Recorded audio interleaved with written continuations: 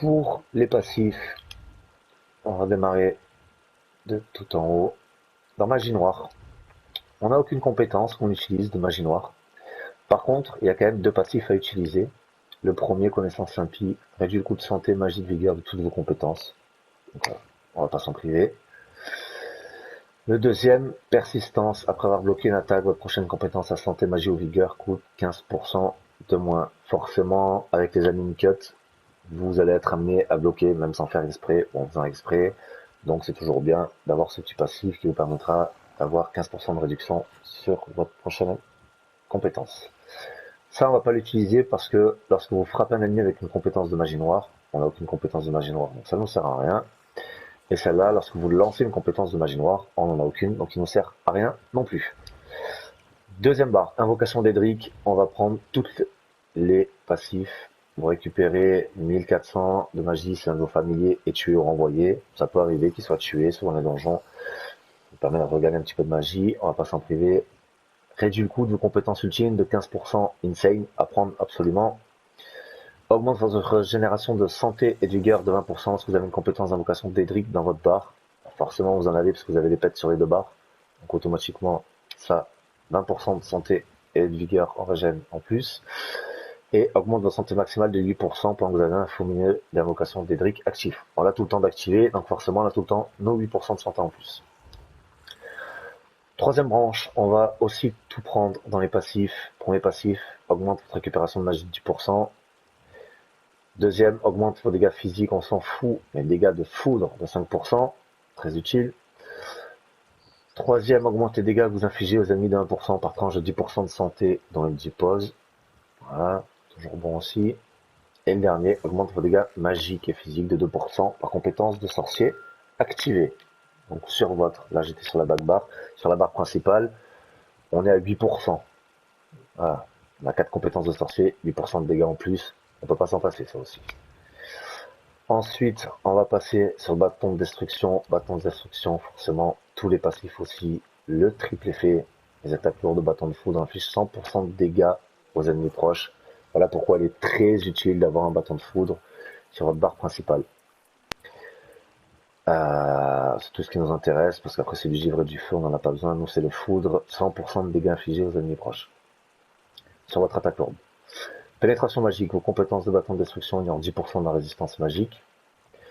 Force élémentaire, 100% de chance d'appliquer l'effet de statut.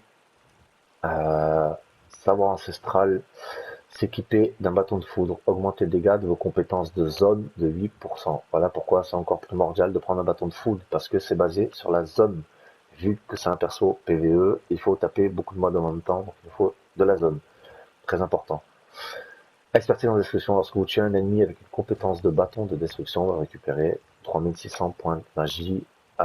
Votre mur qu'on a vu sur la backbar, je vous montre ici qui est sur R1, est une compétence de bâton de destruction. Vu qu'il est toujours au sol, je vais vous expliquer le positionnement, il va toujours falloir rester au milieu. Donc forcément, il y en a qui vont tomber grâce à ça, donc forcément vous allez récupérer de la magie. Ensuite, on va passer sur l'armure légère. C'est forcément, on est en léger, on met absolument tous les passifs, on va réduire les ralentissements, on va réduire le coût du sprint, très utile quand il y a un mob qui s'est éloigné, un archer, quelque chose qu'il faut aller le décast parce qu'il va nous faire une visée précise ou quelque chose comme ça, il faut aller l'interrompre, on va dire. Donc très utile pour pouvoir sprinter vite sur un mob. Augmente la régène de magie, réduit le coût en magie de vos compétences, augmente votre résistance magique de base, augmente votre score de critique magique si vous portez au moins 5 pièces, c'est le cas. Augmente votre pénétration magique si vous portez au moins 5 pièces, c'est le cas aussi. Armure moyenne, je ne vous ai pas précisé. Armure moyenne, on va mettre les 2 points parce que on va toujours jouer. Donc la nécropotence qui est tout l'équipement va être en léger. Par contre, il faut absolument essayer d'avoir une épaule et une tête lourd moyen. Au choix. Il vaut mieux avoir la tête en lourd parce que c'est une grosse pièce, donc on aura plus de points d'armure. Mais si vous avez l'épaule en lourd et la tête en moyenne, ça fera quand même l'affaire.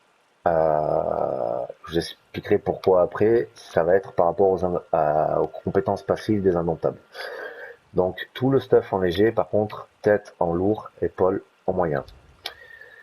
Le fait d'avoir ça, du coup, on va pouvoir mettre donc nos passifs en armure moyenne. Celui-là, légèreté, qui augmente votre récupération de vigueur de 4%. Donc là, on n'a qu'une pièce en moyen à 4%. Et réduit le coût en vigueur de vos compétences de 2%. On a une réduction de 2%. On va aussi mettre le dernier qui augmente le bonus de vitesse de 3% et qui réduit le coût des roulés boulets de 4%. Très utile pour faire des esquives, très utile quand vous êtes immobilisé pour se débarrasser de l'effet. Donc 4% c'est toujours pour en prendre, c'est des petites valeurs, mais quand vous additionnez tout, c'est important d'avoir ce genre de choses. En armure lourde, vu qu'on a la tête, on n'a qu'une pièce en lourde, on va mettre les 3 premiers. Les 2 dernières sont uniquement si vous portez 5 pièces en lourd. Donc nous on va mettre les 3 premières. La première qui va augmenter vos résistances physiques et magiques. C'est une petite valeur, mais c'est toujours ça à prendre. La deuxième qui va augmenter votre récupération de santé. Et vous allez récupérer 108 de magie et vigueur lorsque vous subissez des dégâts pour chaque élément d'armure lourde équipé. Donc là ce sera 108. C'est rien, mais c'est toujours ça.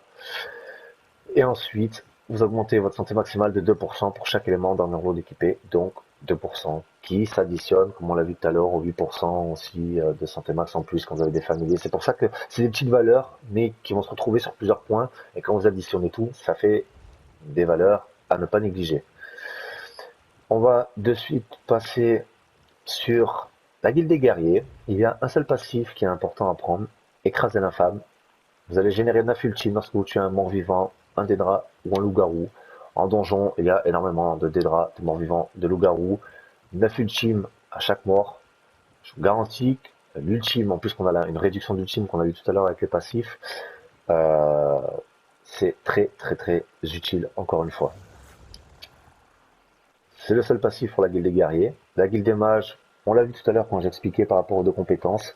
Il y a uniquement le passif contrôle de la magie qui va vous permettre, on repasse sur la back bar, d'avoir vos 4% de magie max supplémentaires sur votre barre de DPS, donc il va augmenter votre DPS.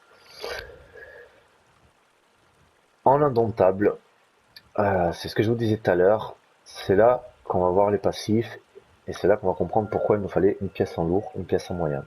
La première, le premier passif, activer une compétence de synergie d'un allié, vous auront 4% de santé, vigueur et magie max. Donc ça, à pas négliger. Dès que vous allez activer une synergie en donjon, vous allez récupérer 4% de santé, vigueur et magie. La deuxième, et c'est celle-là qui est importante, augmente la santé, la vigueur et la magie de 2% par type d'armure, lourde, moyenne, légère que vous avez équipée. On a équipé une lourde, on a équipé une moyenne, on a équipé 5 légères. Donc on a un bonus de 6%, 2% pour la lourde, 2% pour la moyenne et 2% pour la légère. Un bonus de 6% sur la santé max, la vigueur max, la magie max. Encore une fois, c'est pas négligeable. 6% de magie max en plus. C'est pas négligeable. Donc les indomptables, très très très utiles. Voilà pourquoi il faut qu'en set de monstres, vous ayez une pièce en moyen et une pièce en lourd. Le psychique, parce que j'utilise pas pour ce build, là non plus. Donc vos compétences de race, forcément, si vous êtes breton, vous mettez tout. Moi, je suis elfe noir, j'ai tout mis aussi. Euh, L'elfe noir, j'ai du dégât que je ne sais plus si le breton est là. J'ai pas les 2000 de magie max du breton, par contre j'ai 1875, on a 125 près, c'est pas énorme, sachant qu'en plus du coup j'ai 1875 de vigueur en plus, utile pour faire des dégâts, pour faire des esquives, pour courir, très utile si vous faites la reine de Maxrom, ce genre de choses, voilà, ça va pas négliger. La résistance au feu et l'immunité à l'effet brûlé. Voilà, pas mal pour la cité descente pour ceux qui le connaissent. Ça peut être utile, ou d'autres. Qu'est-ce qu'on va avoir d'autre? Cuisine, forcément, comme sur tous vos personnages, ça c'est primordial. La gourmandise, la gastronomie. Pour ce build, on va utiliser de la boisson, qui est le Bujimara. Je sais plus, on va les dessus parce que je sais plus comment il s'appelle avec les deux potions, mais qui va prolonger l'effet de toute boisson de 20 minutes. Et ce sera tout.